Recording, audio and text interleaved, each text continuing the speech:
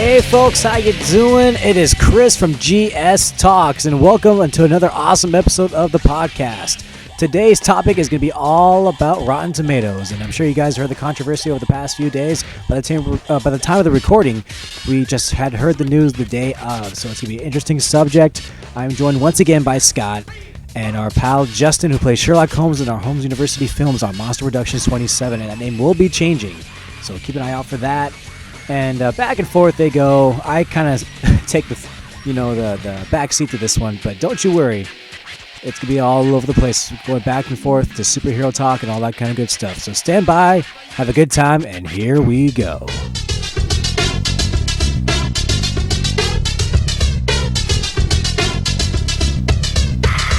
Hey, what is up, people of the internet? It's your host, Chris, and welcome back to another awesome episode of GS Talks. And today I'm joined by two amazing people on YouTube. Introducing first my co-host, as always, Scott Accord. Say hi, Scott. What is up, guys, gals, and everything in between? I can't believe Chris called me back again. And indeed, and next to him, the current Sherlock Holmes in our new Holmes University film. Say hello, Justin. How y'all doing? Good to be here. That's right. How you doing, Justin? You doing good? Doing all right. Just been keeping busy. Just waiting for, Scott over here to finish editing Holmes 4 and sending us the script for the next Holmes. Lazy. Oh, shots fired. Oh, Scott. shots fired. We are already heated. Just so you guys know, we actually do have a completed cut now of Holmes University 4. Which we'll actually be watching a little bit later. Yeah, we're all going to watch it. You guys sadly can't yet, but hey, we'll get suckers. you there. Hey, this is news. This is news. And indeed. And if you guys would also like a little bit of news, I want to say that there will be a trailer dropping in about a week. Hey. With the new studio name, am I correct? With the new studio name. It's very exciting. I'm so excited right now. Can't you hear it in my voice? So real quick, let's get a little bit of Holmes out of the way before we go into the main topic. So obviously Holmes is well on his way. We got the first cut ready to go. Yep, we're about halfway done with the script for Holmes University 5. What is the runtime looking like for Holmes 4? We're looking for Holmes 4 at about 50 minutes, so Nice. that technically pulls it into the feature-length category. That's dope, man. That is really good. That's so exciting. Oh, yeah. Oh God, I'm so excited. You're excited, I can tell. Now, Justin, Yes. How do you like playing Holmes thus far? Holmes has been a lot of fun. I remember when Scott asked me to come in for Holmes 3, and he was like, hey, do you want to be Sherlock? And I'm just like, okay, how often do you get to be Sherlock Holmes?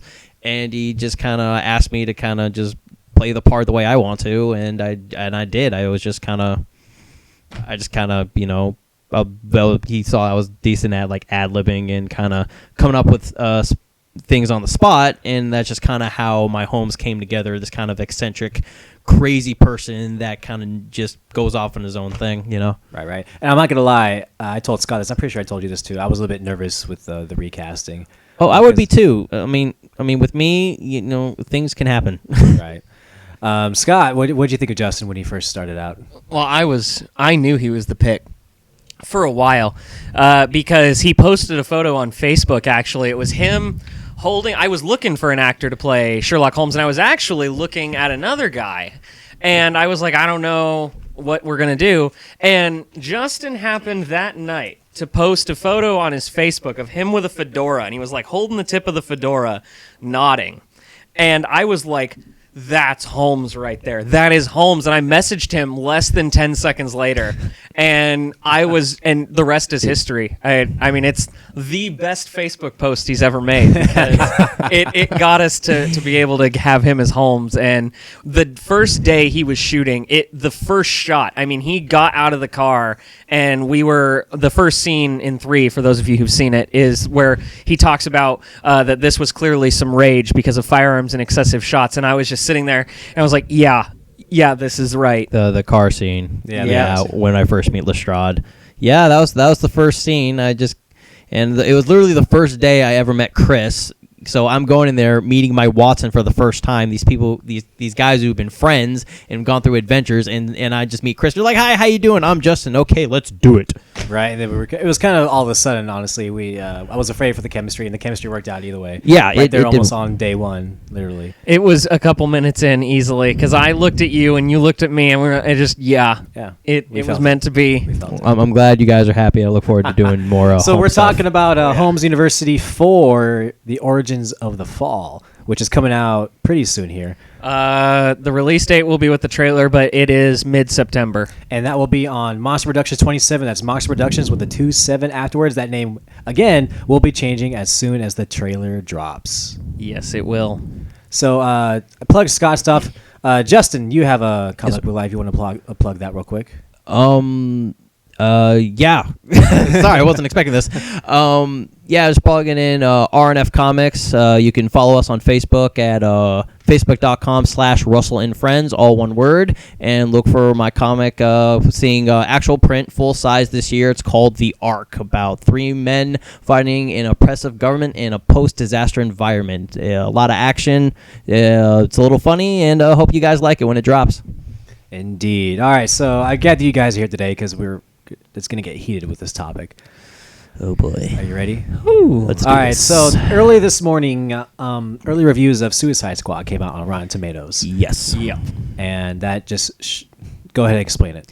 All right, so the early reviews came out for Suicide Squad, which personally I think were excessive amounts of early reviews because usually you see a few here and there, but a bunch of them dropped, and then Rotten Tomatoes came out with theirs, and it was a low score, and fans have been so mad at it that they started a petition to shut down the site, that it shouldn't be, that it shouldn't exist anymore. And yeah, Scott, you want to start this off?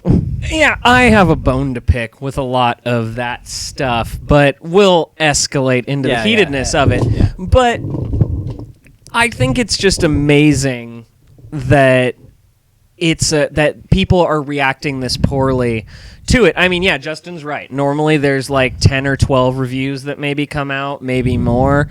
But to me, it's just amazing at the level of backlash that this is getting. Well, it just seems like there's more than normal of the reviews, and it doesn't help that DC has had, the rough patches where, regardless of what you think of Man of Steel or Batman versus Superman, they've had DC's had a rocky start. So so people are looking forward to Suicide Squad, thinking that, okay, maybe this is when things are going to start to pick up. We don't know because we haven't seen the movie yet. But then people come out and they automatically start bashing it because, that's what they've been doing. It's like they're programmed to, it's a DC movie in the current, stuff that's happening. We automatically hate it. And people rely so heavily on Rotten Tomatoes that even in people's commercials, like when they're advertising for movies, they're like, we got this rating on Rotten Tomatoes. Okay.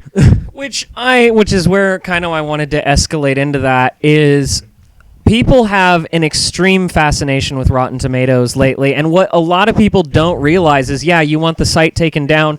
Rotten Tomatoes isn't one company saying what movies are good and bad. It is a collection of reviews online that they are gathering. It's people's opinions. Yeah, it is a mass amount of people's opinions that are not paid by Rotten Tomatoes.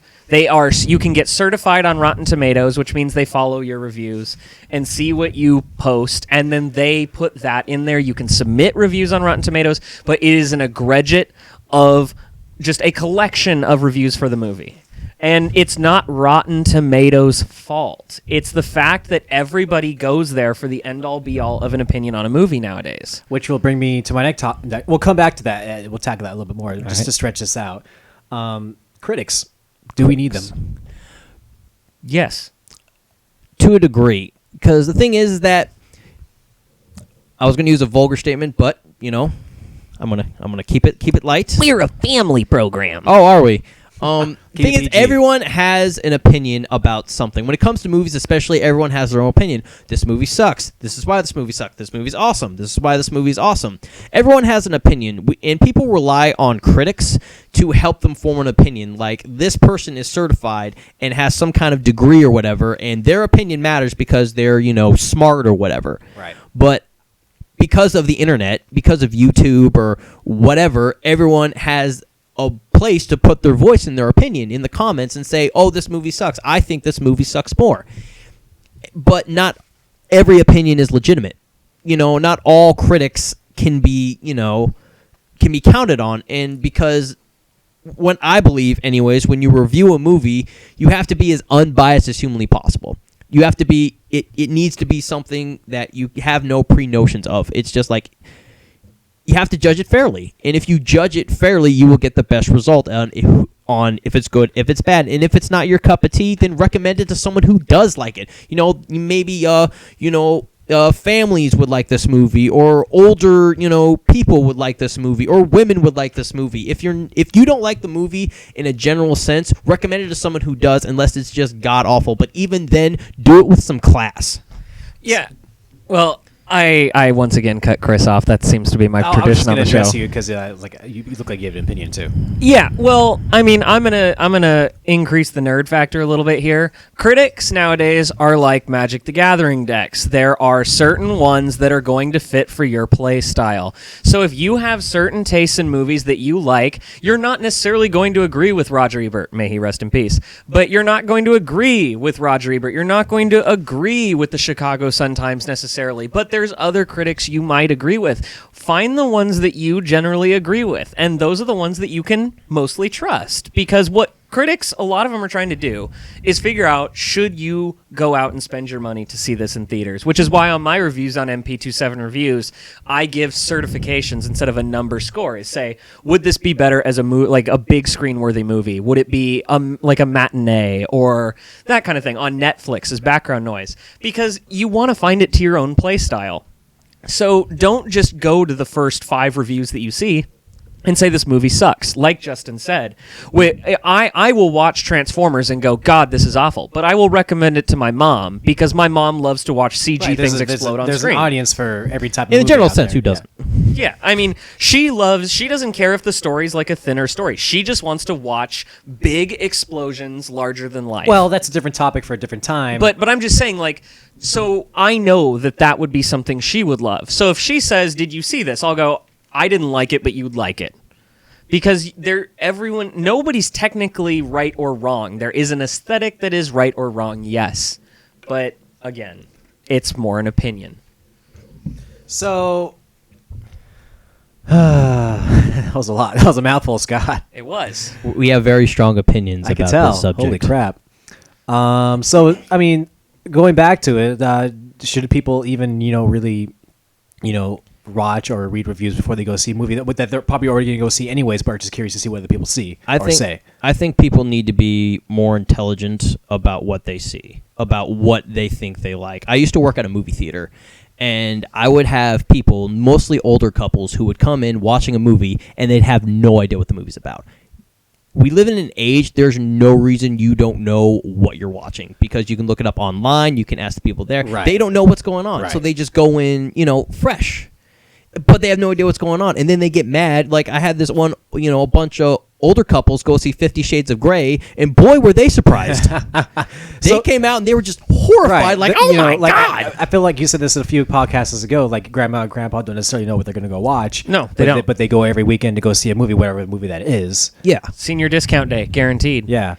And, so to a point, people want to know, oh, hey, what's good? Because they may not have strong opinions about movies like, Scott or I or even you, Chris. Right.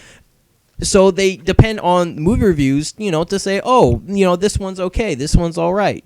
It's just you got to know who to follow. There are certain reviewers and people that I read their articles and their opinions, and they're so unprofessional. They start like cursing and just being all ragey fanboy about any movie that when they don't like it. I feel like every critic and reviewer has a bias usually when going to movies. Well, it's a taste. It's literally just they're telling you whether they like the movie or not. It is their own personal taste, which every filmmaker has. Everyone does. I mean, you can't really stop the bias completely. No one is 100%, objective to a movie, especially when it comes to critics. Everyone has, like what Scott said, everyone has what they like, but there's a way to express that. Yeah. Which is why I didn't care for Captain America: Civil War. But I, in my review, stated that I understand why people would like this movie. And that you're possibly crazy, but that's a discussion for another time. We're going to get into that sooner or later here. Not in this podcast, but definitely some other time in the future. But Prepare what I'm for saying war, is, Scott. oh yeah, oh it's on. Sorry. So, But no, I'm just saying that people, it's one of those things that an unbiased right there is saying, but I know that there's people who would like it, and I understand why they would like it.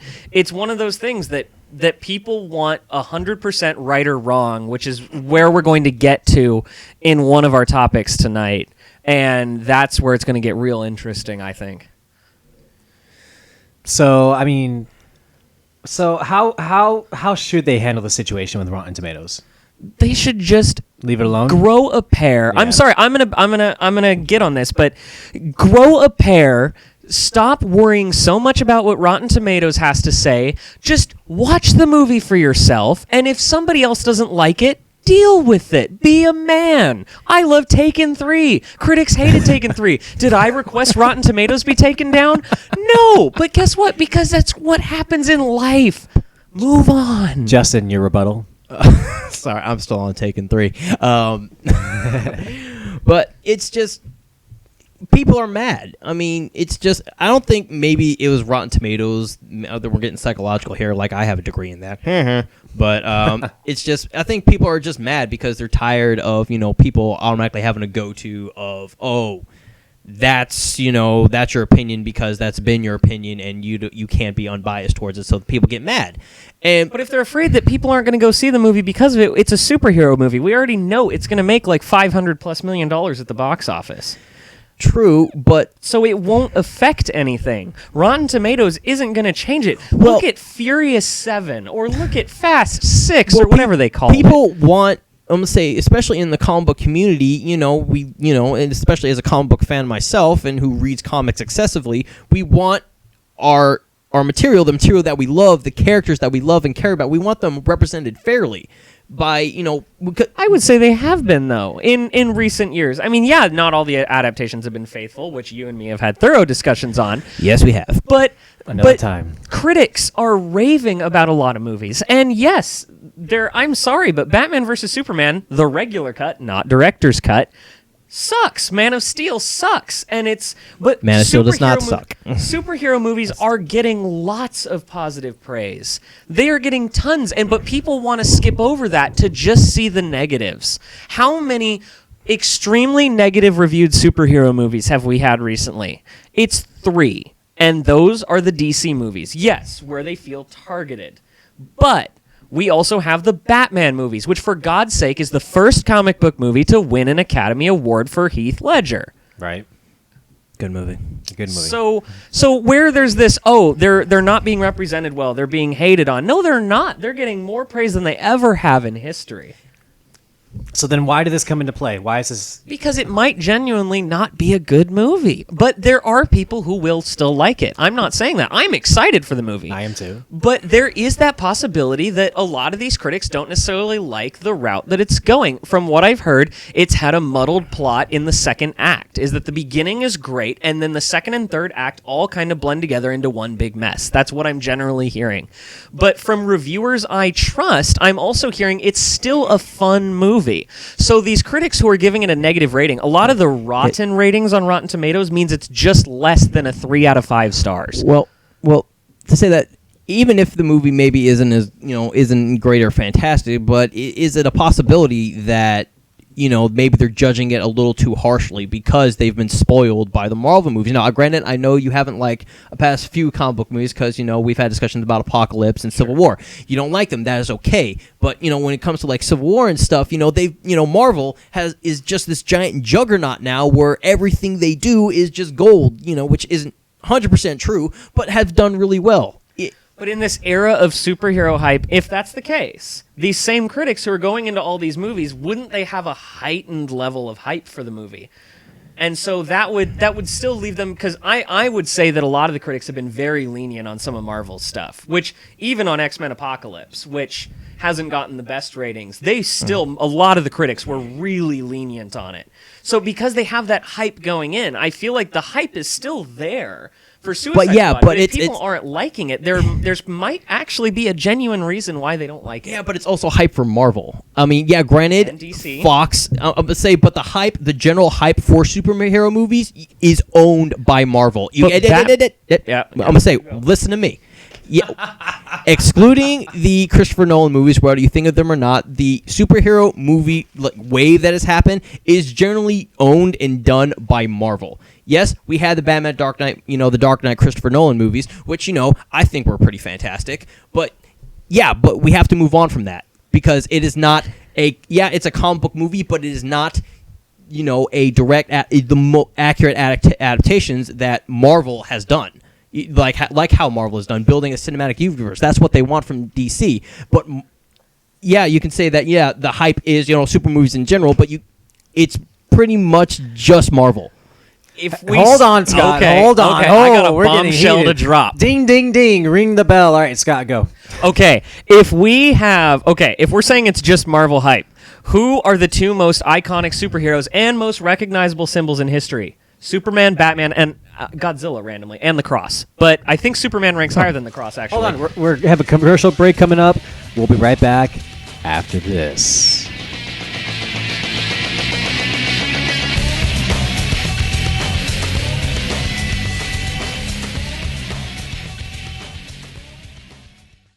Hey, Scott, what you been up to these days? Well, actually, I did a newer endeavor. It was a political campaign commercial for someone running for the 5th District in Washington State. His name is Paul Graves. And if you want to check it out, go to Paul Graves Wah. And under there, you will see my campaign commercial I did. And it's tracking really well. He just clinched the nomination in his district. So roughly 47 to 50% of the vote. So I'd recommend go checking that out. It's called A Strong Voice. It should be on YouTube, Facebook. Just look up Paul Graves. All the media outlets for sure. That's a big move for you, Scott. It is a big move, and it's tracking really well. I mean, we're getting thousands of views. We have just people. I mean, I've gotten contacted by someone running for governor in Washington State. They love what we're doing. It's a great positive message. It's bipartisan. It's fantastic. Indeed. So go check that out. We'll be right back after this.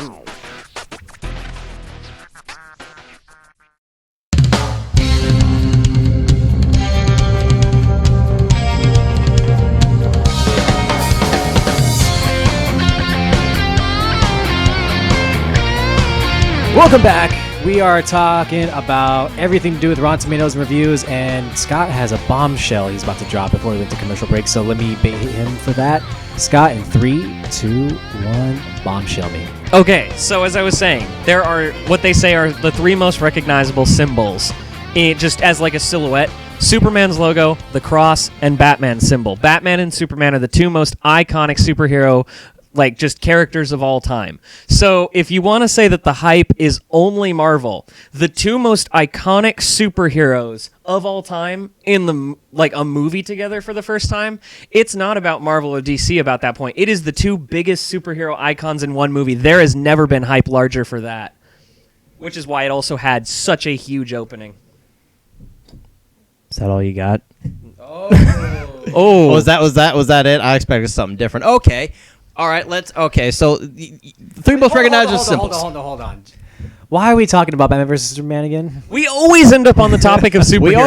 We always end up on Host, this. It's rein us some in. point. Why are we even arguing about it? We agree about the movie. We agree, but we're talking about where the hype Rotten comes Tomatoes. from. Yeah, Rotten okay, there we go. Tomatoes, Marvel. Let's The get back on track. over-entitled little buttheads in the world who want to sit there and be like, I don't like the fact that someone disagreed with me. But my position on this is that the superhero hype mostly Marvel, and I believe I'm right because you talk about Superman minus Man of Steel. What was the last Superman movie? Superman Returns. That movie was garbage. Okay, to be fair, there's parts I really liked about Superman Returns. I kinda like that. Okay, and I liked it more than Man of Steel.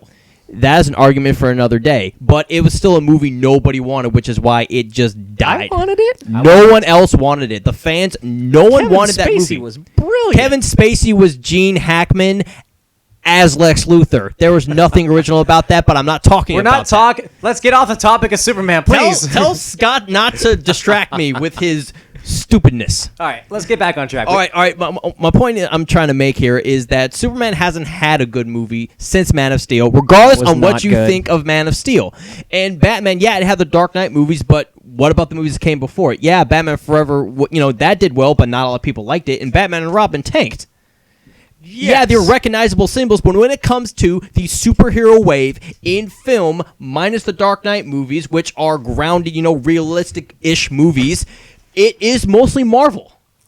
And you can't but that's deny because that. DC didn't really have movies that were being produced at the time. That's because all they focus on was Batman, while Marvel has been expanding their heroes, Which has introducing, been like unheard Ant-Man, Iron Man, Thor. Yes, they are breaking ground, and DC is trying to catch up. So my statement still stands that it's mostly Marvel taking the hype charge on of this. those characters together was so huge. I mean, they announced that movie 3 years before it came out, and that was the biggest reaction that anybody's ever gotten. Most press coverage for probably any movie. And the fact that everyone was just showing up in droves waiting for that movie. I mean, did you remember the backlash that happened when the critics had to, not critics, but movie news reporters had to announce the simple fact that it was delayed another year? It was so ridiculous how much backlash. Godzilla 2 got delayed to 2019. Did anybody but me complain? Not really. And that makes me sad because Godzilla is awesome. I disagree, but again, that's another topic for another podcast. Justin, weigh us back into what we were talking about before. All right, critics, reviews. They have an expectation because of Marvel and because of the Dark Knight movies, but what DC is doing is not Marvel. It is not the Dark Knight movies. They are trying to bring in a cinematic universe with these characters and how they actually exist. Marvel has a format to do that because these characters were created. Most of them were, for Marvel was made in the 60s, while the DC stuff was made in, the 40s? It's harder to adapt. So they have to do something else. They need to somehow follow the Marvel format without actually doing the Marvel format. They have a much harder job. You can't deny that it's kind of sloppy the way it's being thrown together. Okay, I will agree with you on that, but that's because they have to catch up. So they're doing the best that they can. And honestly, I still think everyone's being too harsh because of this expectation of what they think a superhero movie should be. So then let's round it back to Suicide Squad. Do we think it's gonna I'm excited. I'm thoroughly excited, even though every DC movie, minus the director's cut of Batman versus Superman, every DC I'm glad universe we agree on movie. that. Every DC Universe movie, minus the Batman versus Superman director's cut. I've been excited, and every single one has let me down. But Suicide Squad, I am hyped. I am yes, I am seeing this tomorrow, and I am ready. And is it going to let me down? I don't know. But if it does, it does. And I'll have my reasons why. It's not a Marvel standard because, like you've said, some of the Marvel movies have upset me. Do you think that's because I can't let go of the topic of why did this happen? It happened because of the over-entitled people nowadays who think that their opinion is right and nobody else can have a different opinion. If you have a different opinion nowadays, you are considered evil. I'm not just talking about movies. Culture in general now. If you disagree with somebody, you are genuinely evil to them. And they want to react. They want to yell at you on Twitter. They want to ban you on Twitter. They want to get rid of you entirely because how dare somebody else have another opinion. They want us to all be Cybermen. Nice Doctor Who reference. Thank you. I love Doctor Who, by the way. I agree with Scott that they feel entitled to believe they have their opinion, but I can also see on the other side of, because I am a DC fanboy, I'm not going to lie. Well, DC has the better comics. I have always said that. DC's got way better comics. Again, discussion for another day. We're all over the place with this. But everyone, because I've noticed that a lot of the hardcore DC fanboys really love these movies, right? They really enjoy these movies. But what are their opinions about other movies that have come out to kind of give them that standard? There isn't, because they're not really... Most moviegoers are watching 3 to 4 movies a year, tops. How many have we seen so far this year alone? Only 5 for me, really. I was going to say, I'm in the upwards of probably 30. I've only reviewed 16 on my channel, but I've seen probably 30 plus. It's a lot of movies, Scott. It is. Well, I'm not even judging. I think that's just awesome. Oh, it is great. I love it. Because of what happened this morning with Rotten Tomatoes, or yesterday, whatever it happened. Have we ever seen this before with a non-superhero movie? No.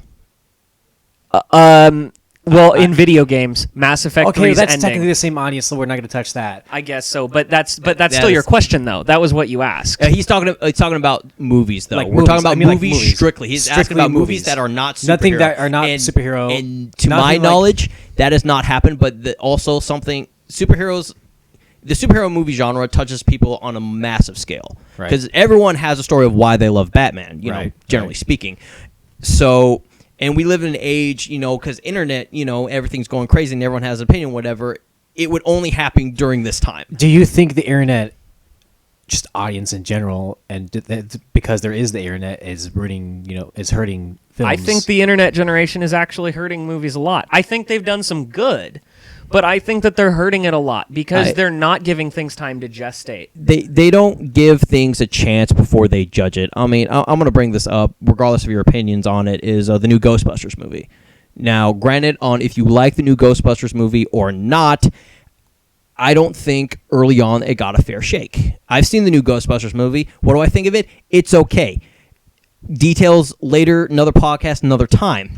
But I think people, at the very get-go, wanted it to tank. I'm not And gonna lie. They went out of their way to make it tank. And honestly, it didn't deserve all of the You're right. hate Absolutely. that it got. Absolutely. It really doesn't. I'm not gonna lie. I was probably one of those many people who kind of jumped on the hate wagon. But then I started thinking, like, there's no way, even if you did it faithfully, that's a wrong word to use, but you know what I'm trying to say. Yeah. They were fighting a losing battle. Yeah, And I'm it was not gonna- gonna lie. I didn't hate it because of the. I just thought it looked crappy. I wasn't. I You have to decided I take wasn't it going to see it though. as its own. You can't compare it to the original because that's No. impossible to You do. can't do that with any remake. You can't. really. Yeah. Well, no one. But people are gonna do that. Of course. People are always going to compare a remake to its original. That is just fact. That's what we're going to do. So But it's kinda like- even in comparison to It's kind of the same way where it's like if we call the original Ghostbusters the source material, it did not stay as true to the source material one bit. No, not and at that's all. the same thing that can be said about superhero movies, and that's why people are. Well, Go ahead. Yeah, it did its best to not be the original Ghostbusters because they knew they couldn't replicate it. So they tried to create an original story, and for that, I appreciate that. But people, regardless on if the movie was really, fantastic or not, people already had a preconceived notion that it was bad because they're touching Ghostbusters, something that, most people have a story of why they love Ghostbusters, and I could probably talk to Scott about endless quotes back and forth just in Ghostbusters if sure. we tried. Which is also why I chose not to. Well, one of the reasons I chose not to go see the Ghostbusters movie as a reviewer. I didn't want. I kind of share the same thing that James Rolfe did. It's not my Ghostbusters. I don't really feel like seeing it. But I didn't like how it became a propaganda piece. That was where my line was crossed. But I felt like as a reviewer, I'm going to go in unfairly no matter what. Which I try not to, but I knew for a fact I was going to walk out of that movie going, no. And so I didn't. And I actually respect that. I didn't know you did that, Scott. I really do respect that. Oh, thank and you. movies deserve their own fair shake. And because of the internet, because everyone thinks their opinion matters when it doesn't, they tanked it. They did their best to make sure it tanked. Heard that a lot of people went on IMDb, and just started posting negative reviews about it, even before it got released in the States. So how do we avoid that? Like, what do we have to do as a community of people? Humans have to change. The generation we live in, the way we were brought up, where no one's told no anymore. I think it goes down to a parental coaching level where this generation is right now. Now we're getting real deep into this. We're getting philosophical I'm saying now. we're going down to the childhood level, that these are the kids who are screaming that they want a candy bar at their parents and their parents can't even give it to them. So now they're like, well, I don't like the fact that people don't like my opinion on Suicide Squad. Change it. They're not going to change their opinion. But it's not going to stop them for voicing their opinion. So what we need to do is have a better generation that grows up. If our generation grows up better, then it will change. But I feel like this is just the world we're going to live in. Or we change the way we review things on the how We can't restrict our own opinions and beliefs because there's a bunch of whiny people who have tantrums. Okay. That is limiting our own freedoms as speakers, as people who have opinions. We have to limit our opinions because someone else wants to complain. I think that if people want change, this is going to sound really, really rotten corny. that if people want change, they have to be the change. If you want something, you laugh, Chris. Sorry, I immediately thought of Rocky IV, his speech. Oh God, you brought up Rocky. If you can change and I change, then we all can change. Then we can all change. I love that movie. Rocky V now. But you have to actually want to do it. You have to want to actually, change for the better. So why is it okay for a movie to get praised by the internet, but it's not okay for a movie to get torn apart? It's a double standard. Exactly. Definitely. It's as long as it's convenient to them. Before you continue, go ahead. Is just one question with both of you? Is it fair? No, but it's never been fair. It's never fair when you're dealing with the internet, because the internet essentially gave. This is going to sound horrible. I gave nerds living in their living in their mother's basement a place to express their voice, and it seems like now they're becoming the loudest voice. So nerds are taking over, essentially. Nerds are taking over, which isn't a bad thing, but there are consequences to that happening. Because nerds are argumentative. You touch something of theirs and you try to change it, they're going to fight you for it. You have an opinion or an out loud negative opinion of what they love, you better be ready to fight tooth and nail on that opinion, or they will tear you apart. Right. That, I think, as nerds and as, we've, grown up and, the world is accepting, fandom and everything, we're starting to realize that we're very protective about what we love, whether it's, comics, movies, video games. It's what we love, and it's a part of who we are. It's not just something we do, for, just to pass the time. It's become a part of who we are as people. Right. That's why people go to Comic-Con every year, because we can express that to the fullest extent. Right. But with that comes the negative side, where we feel we have to defend who we are as people, which is why the nerd culture the fandom culture has taken so long to expand, because we don't want it's an exclusive club. We don't want anyone in to ruin our stuff, which is why only in the past 5-ish years that female readers have gone up, as well as female-led superhero comics. Because finally we managed to break that wall where it says, it's okay to be a girl and be a nerd. It's okay. It's sad it took almost how long before that was acceptable? I don't know. I didn't do the math, but it's just sad that we're considering the material that we read of different diverse people and ideas and thoughts coming together and working together for essentially the greater good. If you read superhero comics, cannot do that in reality. Go ahead, Scott. Oh no, I was just listening to what he had to say. I agree. That was beautiful. Oh, thanks. I do what I can. So I mean, do you ever think we'll get to that point where everything is acceptable? No. I don't. The thing is, I don't want.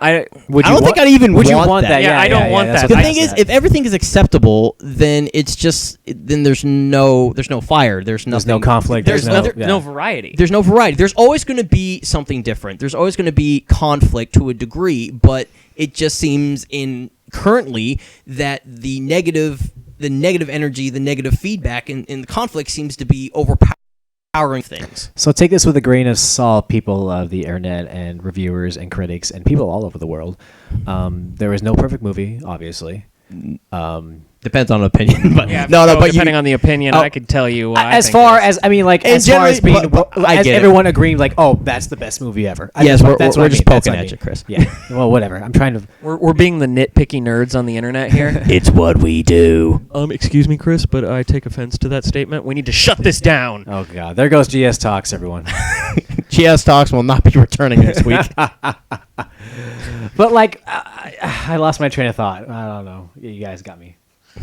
What's one of our other topics that we're also talking about? Because that's where we could kind of steer. I think we covered this topic pretty thoroughly. I think we did a decent job, unless there's something you guys want to say. Well, if you want to add anything more, because we're actually almost out of time, honestly, for this podcast. Oh. Sad day. I was enjoying myself. Yeah, I was gonna say I was just getting ramped up. Well, I know, but we still have a good maybe about 10 minutes. So if we want to 10 minutes, you call that towards the end, sir? I was gonna sir. I was going to do our closing arguments or statements or whatever. And we the- already kind of covered I that. know. We kind I of know. covered that, Chris. I mean, Okay. okay. All right. You want a general statement? No. Hold on. In the Hold word, it up, hold it oh up. come on. Let me say it. Let me do it. Oh, go ahead. In the word, okay. The best way to describe just how I feel: be excellent to each other. Bill and Ted's Excellent Adventure. Be excellent to each other. That's all you really need to do. Whoa. We are like sand in the wind, dude. Are they making another one? I heard they're gonna make it. They've been talking about making a third one for like the past 3 years, and It's not gonna happen, is it? it might. I can't see Keanu coming back to that. I could. You can, okay. Keanu's If they awesome. make a Bill and Ted 3, I will watch it. As awful as the second one was, I will watch a Bill and Ted 3. So we tackled everything about the subject. Do you guys want to talk about anything else before we? We could argue more about DC and Marvel stuff. I'd rather not because I was that's gonna say I we would say keep that's- going that's back to superheroes. I would say we keep going back to superheroes, and you guys are on the it's superhero talk. It's just I guess I can't help it because superheroes and have been so ingrained in me since a very young age that it's And that goes for everyone, and we all feel. My favorite superhero of all time is kind of a tie lately. It didn't used to be, but lately it's been a tie between Spider-Man, just because he's been everywhere since I was a kid, and because of the first few movies with Tobey Maguire. Oh yes. And then lately it's been Captain America because just the Cap. Sorry. When I think of Cap, I think of the fact that they did the whole him being part of Hydra thing and how terrible that was. Yeah, I didn't read the actual story, but you're talking about the comic. yeah, I'm talking about the Okay, comic. okay, I'm talking about okay. the comic. For those who don't know, Captain America apparently Spoiler. after not being Cap for a while because Sam Wilson Falcon has been Captain America for a while and people have been loving it. And it's a good book. And then for some reason, Marvel felt the need to bring Steve Rogers, back into the fold as Cap because his super soldier serum, it wore off, and now he's like an old man, so he can't be Cap no more. But now, through some crazy twist of fate, he's super soldier again, and apparently he's a Hydra agent. I didn't look more into that. That might have been resolved by now. I don't know. But it's still not good. It sounds. I haven't read it. I don't know anything about it. But to me, just the way you were pitching it, I have no interest. I don't either. Honestly, I feel like Marvel, in terms of comic book writing, has been so lackluster lately. I don't know if you've tried to stomach the Amazing Spider-Man comics, but they are unbearable right I now. read those. I have a lot of those comics. I know, I enjoy them. love- Are Amazing you Spider-Man, talking? the You're talking newer about? ones. You're talking about the newer ones. The ones that have come out the past. Are we talking about? Are we Okay, talking about? I haven't We're talking read about those Peter ones. Parker and in Shanghai and that stuff, some right? of that, and then with the time vortex that comes through, where the 2099 Spider-Man, who is awesome. You mean 2099 Spider-Man? Yeah, didn't he show up in Superior Spider-Man? Something like that, and now he's an Amazing Spider-Man because Peter Parker owns Parker Industries. Yeah. and there's a time vortex going back and forth, so the 2099 characters and other Oh, okay. dimensions- This is something a little different than what I remember. Never mind. And Never it's in mind the what I main just Amazing said. Spider-Man story arc for the past year. It has just been awful to stomach. This has been comic book talk because apparently that's what we're going to. Well, you decided to. Hey, It generally started out with comics with Suicide Squad. Right. I mean, that was the It was main comics topic to begin with. It was generally- to begin with, but and it you led guys, into opinions, which comic book, fandom nerds, what have you, have strong opinions, and which I think engulfs the entire fandom culture. Opinions. These are Justin's opinions alone, not ours. So I'm gonna say this is my opinions. I speak for me, nobody else. But as far as Marvel has good comics. It depends on what you like. Because I'm reading the new run of Power Man and Iron Fist, and I think that's amazing. Oh, Moon Knight's run is great right now. The Jeff Lemire one? Yeah. Oh, that's good stuff. I personally prefer the Warren Ellis, Declan Shelby. Moon Knight, I prefer that, but that's just me personally. I was going to say, of all the Marvel comics, I think Moon Knight right now is probably one of the strongest, but DC is where the comics are at. That or Valiant, which Justin and I could talk Valiant, about. yes. Valiant Comics is an indie company that's been around for a while. They've been bankrupt twice and have recently found their stride, and I think that's where they're at. If you want to read good superhero comics and not read Marvel or DC, read Valiant Comics. and we're gonna stop there. We're almost out of time. All right, fine. So we had our closing statements. I didn't really get my voice opinion needed at all because you guys didn't even let me. We're nerds. You should have fought harder. Ah, Gotta fight. It's tooth and nail, man. whatever. So, hey, this has been GS Talks. Scott, Justin, thank you for being here. Thank you for having me. It's been fun. Comic book talk and super Always. all the time. Scott, plug your channel real quick. Review channel. All right, we're gonna go. My reviews are at MP27 Reviews, and if you want to see the campaign commercial I did, go to Paul Graves on his Facebook page. Check it out. A strong voice. Justin, one more time, plug your comic books. All right. RNF Comics at Facebook.com/Russell and Friends. All one word. Look for my comic, The Ark, coming out later this year. Issue 1. It's going to be good. And don't forget to subscribe to GSTV Studios. That's the channel that this show is on. So please give a like, thumbs up, share, and hey, come back for more. This has been GS Talks. Everyone say goodbye. Goodbye. Peace. And we'll see you next time.